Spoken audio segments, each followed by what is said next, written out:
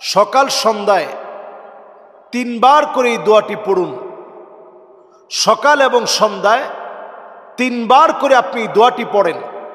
আবু হুরায়রা রাদিয়াল্লাহু তাআলা আনহু বলছেন, 3 বার যে ব্যক্তি এই দোয়াটি পড়বে, নবীজি সাল্লাল্লাহু আলাইহি সাল্লাম শিখিয়েছেন, ওই ব্যক্তির জন্য, ওই ব্যক্তির উপর থেকে আল্লাহ রাব্বুল আলামিন যদি চান, তাহলে বিচ্ছু, সাপ, বিষাক্ত কোনো প্রজাতি যেটা ক্ষতি করার সম্ভাবনা আছে, ওই ব্যক্তির উপর থেকে আল্লাহ রাব্বুল আলামিন ক্ষতিটাকে কাটিয়ে দিবেন।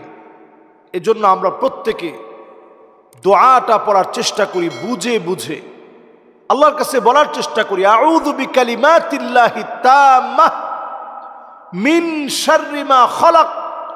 যত সৃষ্টি আছে, আল্লাহ সব সৃষ্টির যত অমঙ্গল আছে, সে অমঙ্গল থেকে আপনি আমাকে হেফাজত করেন।